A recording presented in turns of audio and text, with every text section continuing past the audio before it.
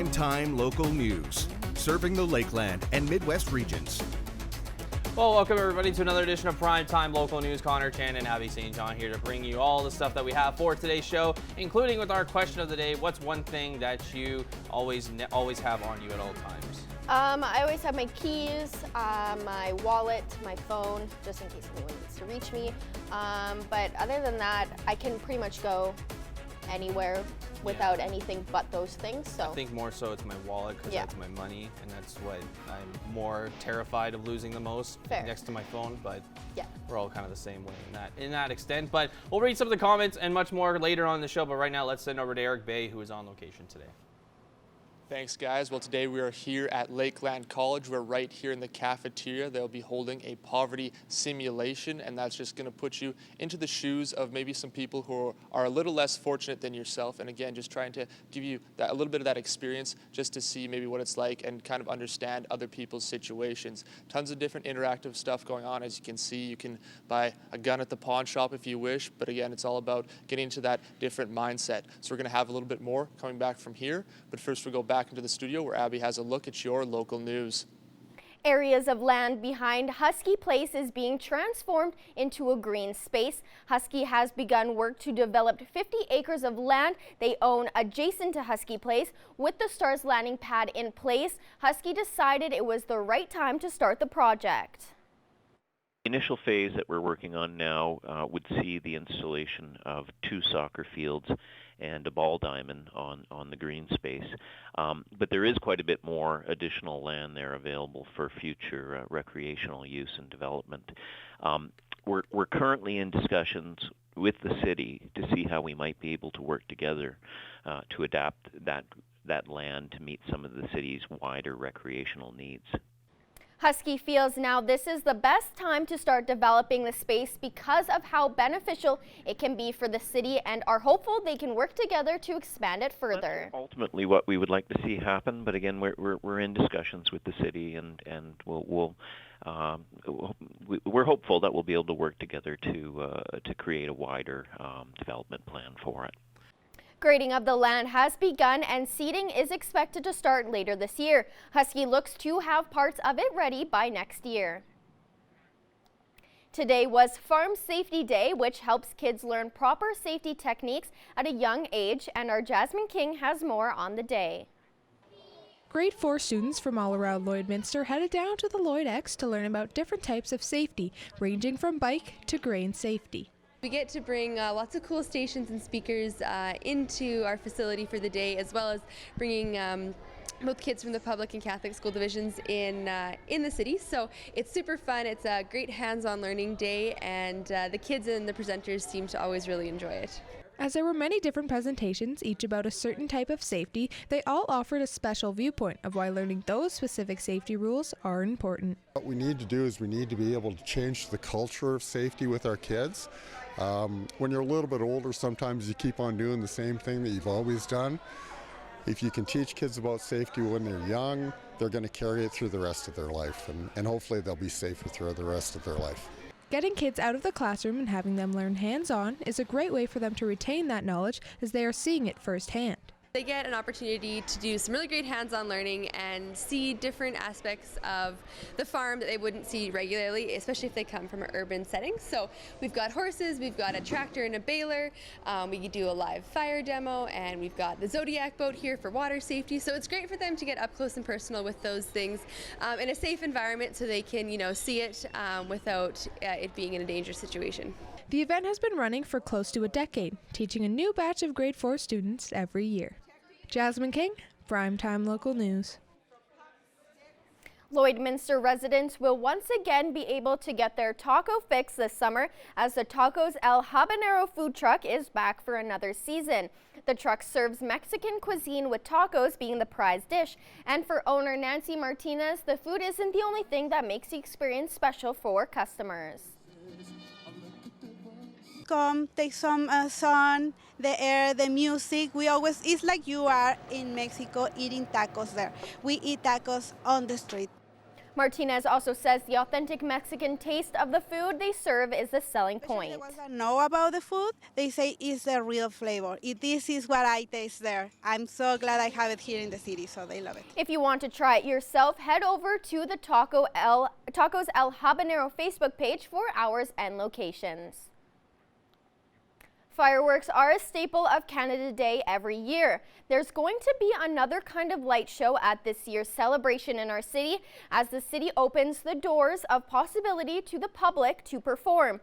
The city's Canada Day committee is taking applications from experienced and family-friendly performers to entertain the crowd on July 1st. The committee is open for many different kinds of acts to come and have the chance to be showcased at the event.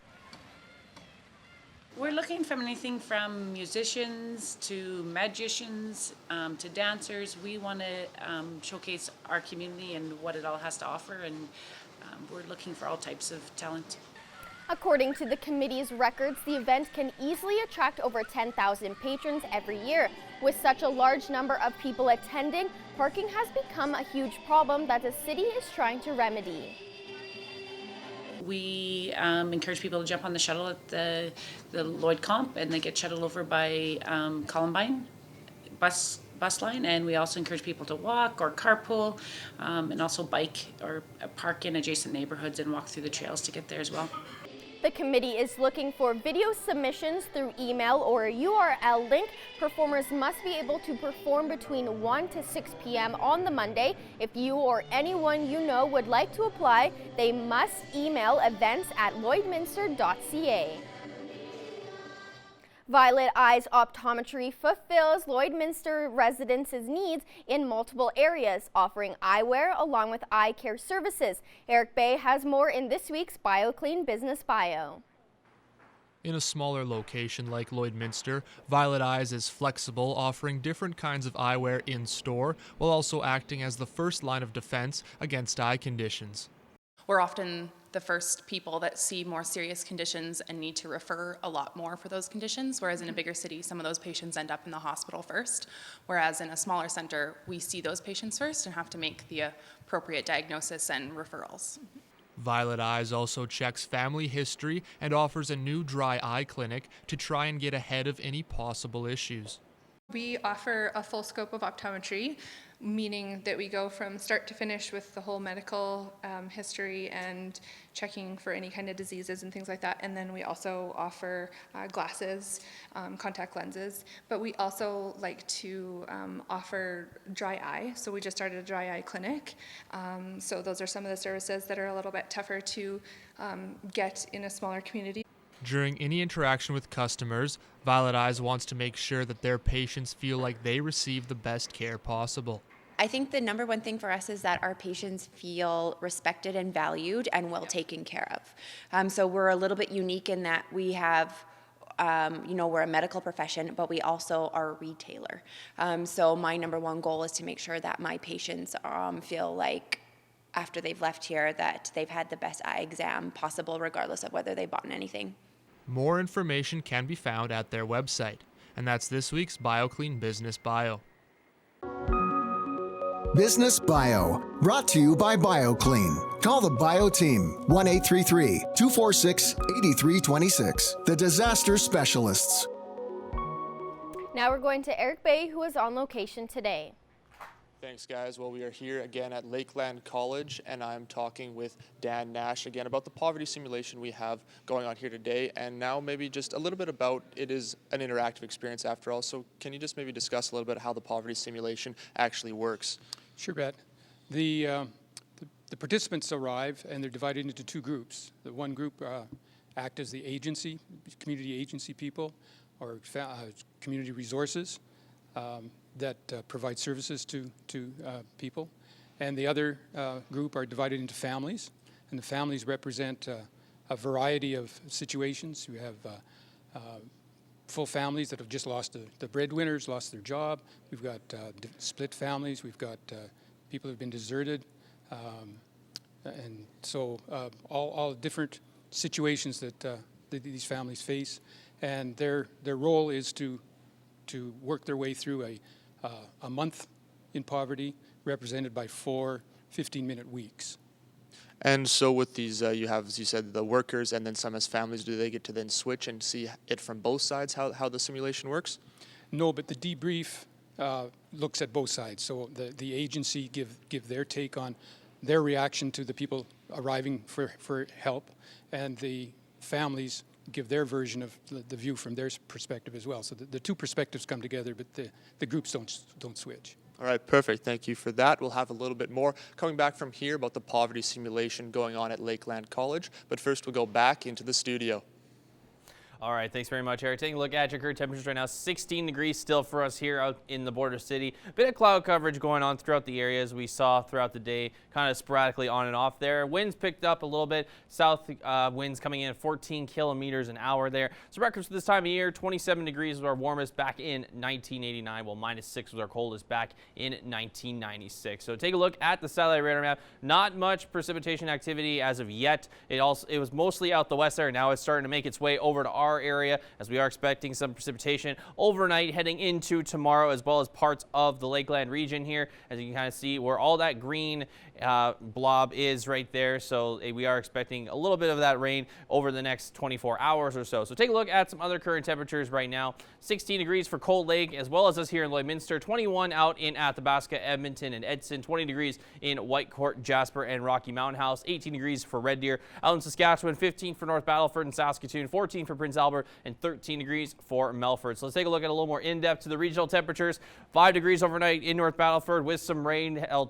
Carry over into tomorrow with a daytime high there of 14 degrees with the sun and cloud mix there. 7 degrees overnight in Cold Lake with cloudy skies. They'll get some rain tomorrow as well with a high of 14 with that sun and cloud mix there. And for us here in Lloydminster, as I mentioned, we will see some rain overnight heading into tomorrow with that 61% chance. We could see some showers warming up to 15 for the daytime high. So take a look at the next 3 days. We're only expecting rain for the Friday. Mother's Day weekend, of course, this weekend. 18 degrees Saturday and 20 degrees on Sunday. Bit of cloud coverage and some sun there, but temperatures should be very warm nonetheless, with all the rain expected to be gone from by Saturday. That's the first look at your weather. We'll have more primetime local news after the break.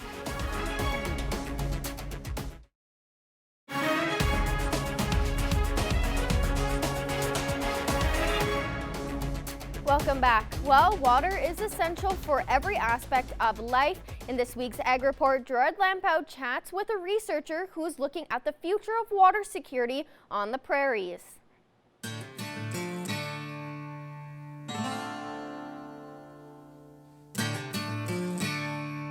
This glacier over the last 3 years has been melting faster than ever recorded. Water is life, and there's a group at the University of Saskatchewan that has been researching water security in Canada. Professor Helen Bosch specializes in the area of water security and water quality. She says, as Canadians, we like to think of ourselves as water secure, but she has some concerns, especially on the prairies. But in the prairies, we know that's not the case, because we know the stories of flood and drought, and frequently natural disasters in Canada center on the prairies, with some of the most expensive natural disasters in Canadian history.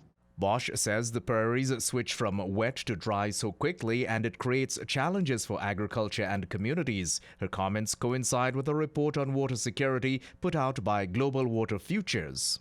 What we anticipate for the future is really an amplification of some of those extremes. So greater drought risk, potentially longer and more severe droughts and floods. And we see water quality challenges also adding into the mix. So creating increased risk of harmful cyanobacterial blooms or algal blooms that, many of us have seen in prairie lakes. Bosch sees the prairies becoming a much warmer place in the next 60 years with the effects of climate change. One of the things we see changing most rapidly is the winter conditions. So, for example, in the last 60 years, we've had about a 3-degree warming of our winters. And when you think about where our water comes from in the prairies, most of the water actually comes from snow and ice. So in the form of melt from the glaciers or runoff from winter conditions. We don't get that much rain.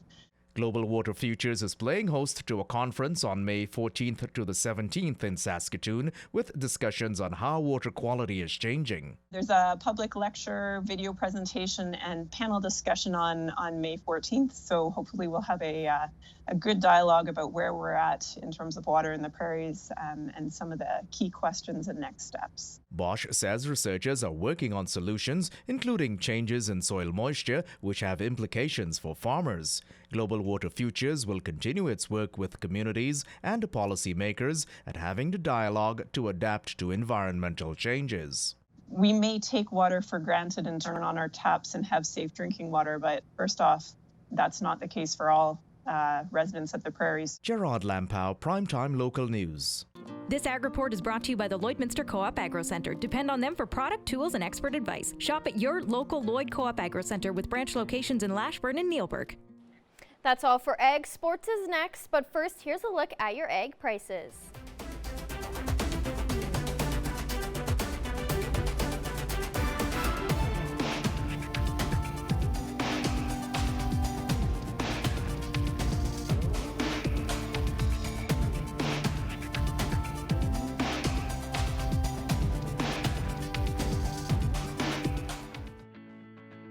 Every member of the City Centre Auto Body team has been through extensive training. We're constantly upgrading our team's education to reflect current collision repair technique.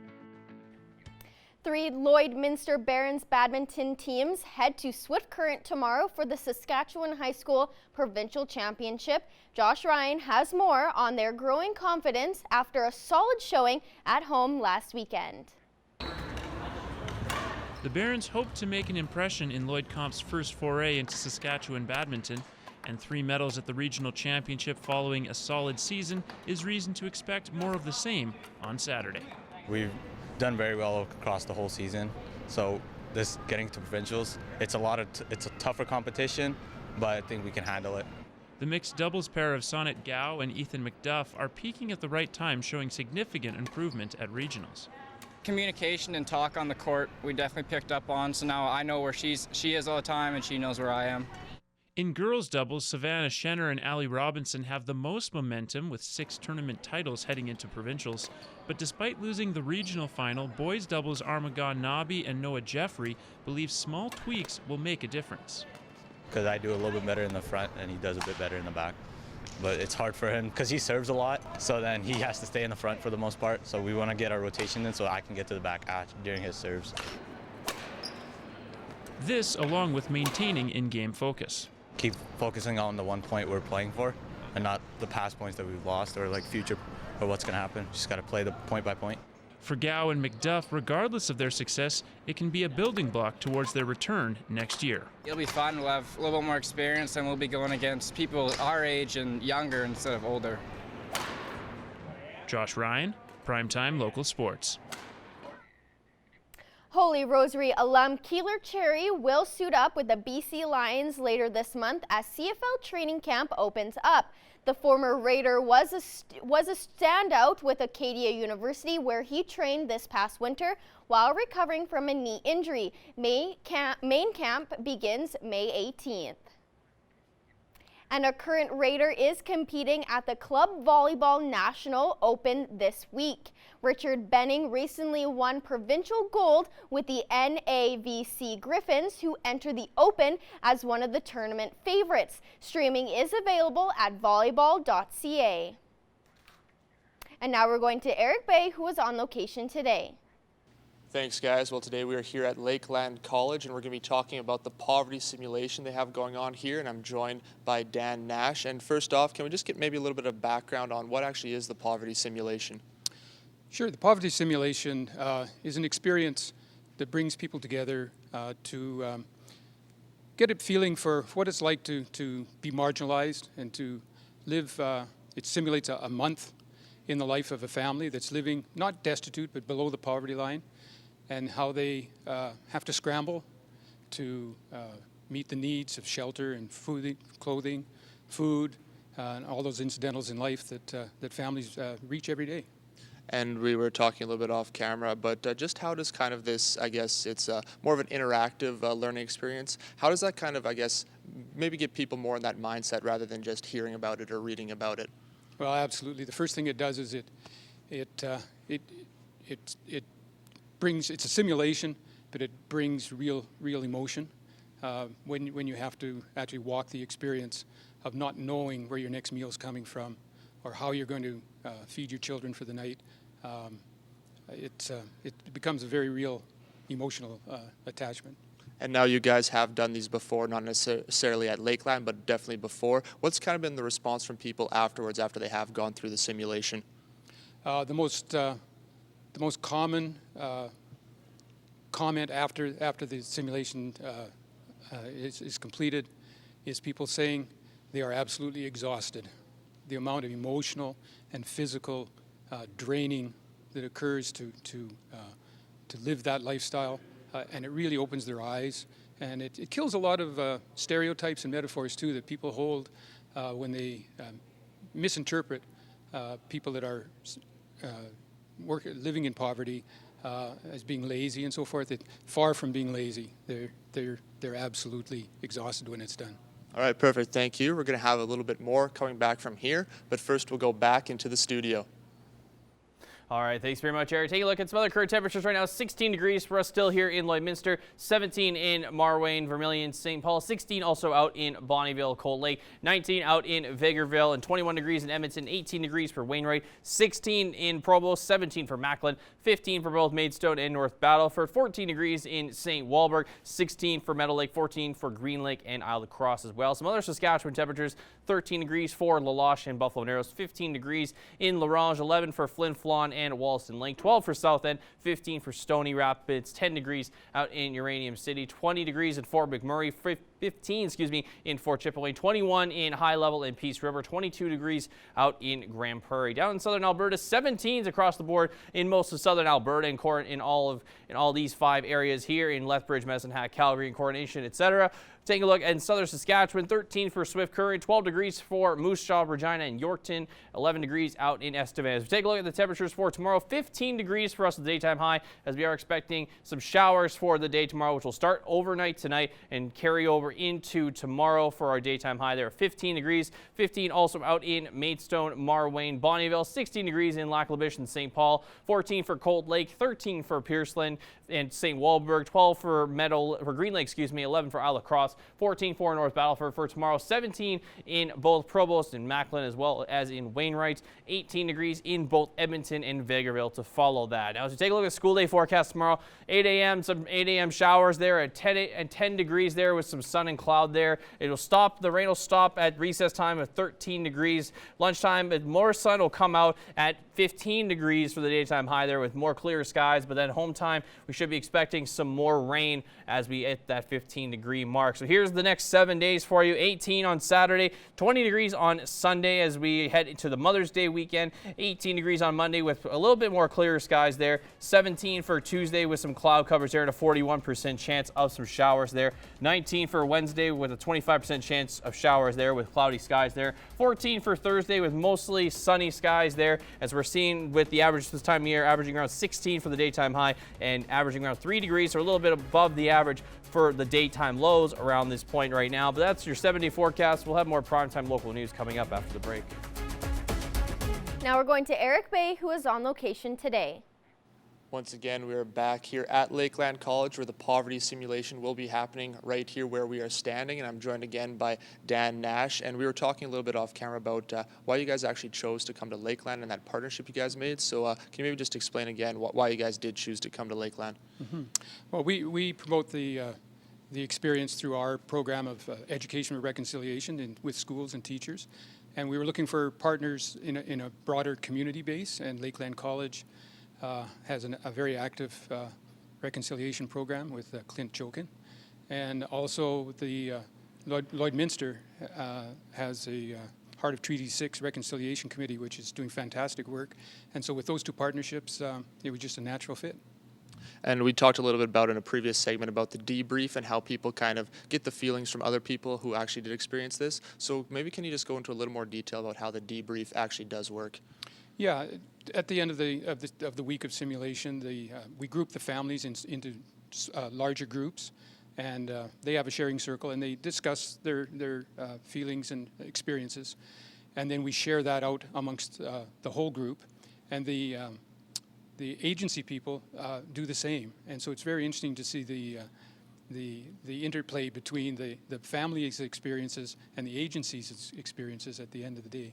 And now this is your first time actually coming to Lakeland, but you have done more simulations like this around the area and such. Do you guys have any other plans for any more upcoming simulations? And if so, when and where are they?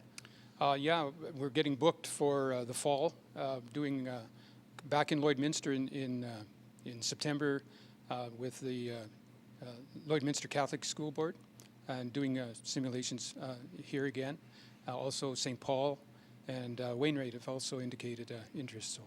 All right, perfect. Thank you so much. We'll have a little bit more coming back from here, but first we're going to go back into the studio.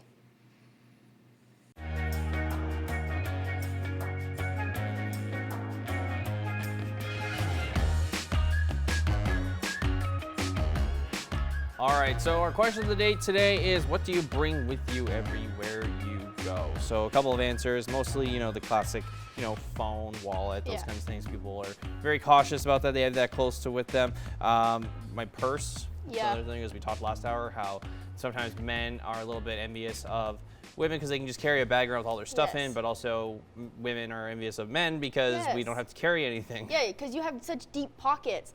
I wish women's pants had deeper pockets. You can't fit anything in women's pant pockets, and it's very frustrating considering we carry probably more stuff than men do. That's very much true. Glasses was another one. Yep. Glasses, pocket knife as well. You never know what can happen. Hair elastics as well for some women that need to put their hair up as well. Sunglasses is another one for the sunny. Absolutely, indeed. I think I've never really, I always just carry, that's just a thing you have in your car at all times, really. Yeah, I always have my sunglasses in my purse, but sometimes I don't need my purse, so I just forget about them. But always the wallet, the keys, and the phone. That's fair. I'm kind of the same way. Well, it's that time of the show where we get to take a look at pets. So here's some of the submissions for today. So we're announcing the winner tomorrow on Primetime Local News. So here's Mika. Just having the blast at the park. Yeah, very, just loving it. This is Oliver, Dodger, and Trio. Oh, Look at that little an adorable trio. I love the photo. I love the black and white look. Very noir looking. Yeah. This is Marmalade and Ruben. My favorite, the head tilt. I love that. That's a perfect picture. That's cute. This is Sylvester. Oh, just looking up. I love it. I know. Just I upside love down. seeing people's pets. And last but not least, this is Howie. Just a Look cute how little puppy. Very adorable. Well, if your pet was shown on today, you're automatically entered to win a Lloydminster Pet Pad gift card, which we're giving away tomorrow on Primetime Local News. We want to see your pets. Send photos of your pet and their name to our Facebook, Twitter, or Instagram to have them featured on Pet of the Day. Your name will be entered into a weekly draw for a gift certificate from the Pet Pad.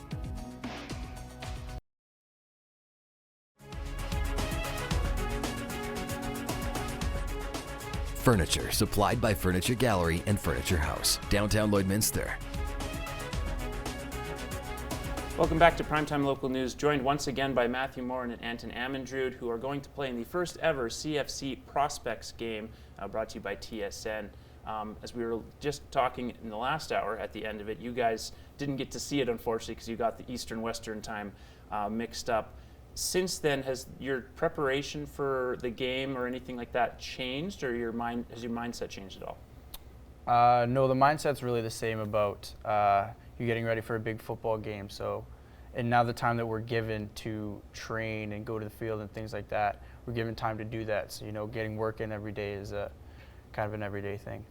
Okay. And it comes, you guys are both participating with the Team Alberta program this summer, correct? Mm-hmm. So does that finish up, does that finish up before or after this Prospects game? After. So will this be sort of a tune-up then, or does your training for the both games coincide? It coincides mainly because you're training for the big football game, right? So, and for Team Alberta, you have 4 games in 10 days, I think. Okay. And the CFC thing is just 1 game. And you guys, when do you officially start training with the other Team Alberta athletes for that competition, the Canada Football Cup? I think we have our first weekend of practice halfway through June with the team in Red Deer, and then after that we go to the Canada Cup in July, start of July. So it's still very individualistic until you get later into June then? Yeah. Mm-hmm. Okay. Do you guys kind of prefer it that way, or would you like to have more opportunities to meet new teammates? For you, I know for yourself, Anton, you played in this tournament before, but would you like to have more opportunity to meet some of the teammates and generate chemistry, learn everybody's tendencies, or can you adjust pretty quickly? Most of the kids that we're playing with right now for this U18 thing, I've played with before personally, and you get to make chemistry there in practices from, like, say when U16 happened. Back then when I made that team, I made friends with quite a few of the kids that are on the team now. Okay, and then I guess would that go the same for you then, Anton? I got cut from the U16 team. Okay, fair enough.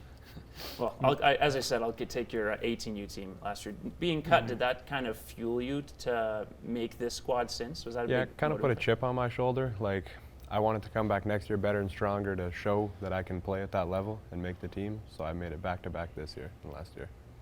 Okay.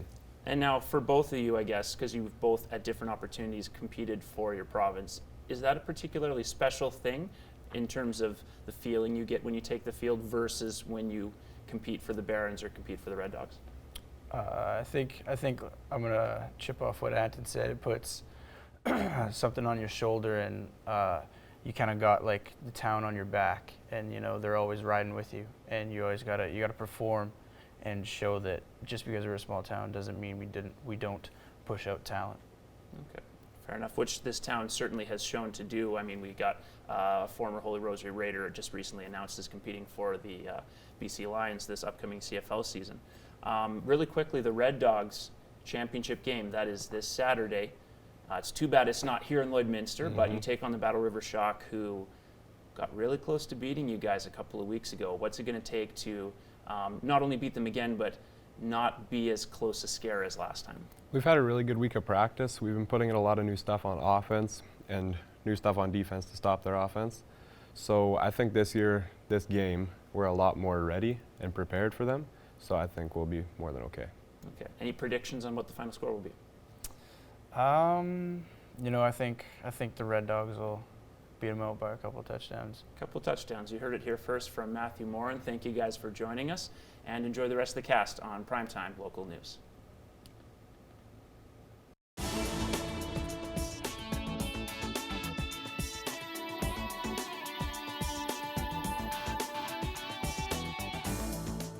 You can start your weekend off tomorrow night by heading out to Grace United Church. They are hosting a family fun carnival. And what a great way to have family fun. You can go on a scavenger hunt. You can play different games like musical chairs, pin the tail on the donkey, and they've got other great games planned as well. So bring the whole family out to Grace United Church. And your admission, they ask that you bring donations for the food bank. And you can swing by Grace United Church, pick up one of those reusable bags, fill it, bring it back with you, and then have a lot of fun tomorrow night at Grace United Church with the family. Coming up on Saturday, there's a couple great events you can take part in as a family, including the Lloydminster Muck Run. It's back again at Bud Miller Park, and new this year, they've got a kids muck run. So the kids can take part in the morning, mom and dad, they can take it on in the afternoon. And also coming up on Saturday, it's the annual Dreaming Out Loud Children's Gala. There's still a few tickets left for that if you want to head out and have a really fun evening together as a family, and both great fundraisers. If you're interested in registering for the muck run, you can go online, lrhf.ca. It was a very exciting week for the royal family. Prince Harry, his wife Meghan, they welcomed their first child, a baby boy. They named him Archie. So we're celebrating by giving you a chance to win a copy of The Royal Wedding, the official album. If you want to win a copy, really easy. All you have to do is email your name and daytime phone number to tv-contest@stingray.com. We want to say thanks to John at Universal Music Canada for setting us up with the music. And coming up on Tuesday night, it's the annual Walk for Alzheimer's. It's going to take place indoors at the Service Sports Centre. Things get underway at 5:30. Well, whatever you choose to do this weekend, I hope you have a great one. I'm Heather Klegus, and that's what's happening.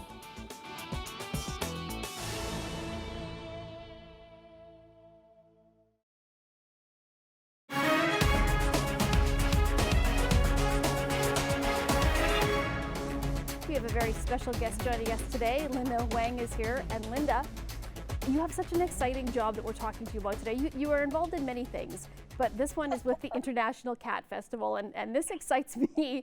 So tell me a little bit about the event that's going to be happening in Edmonton.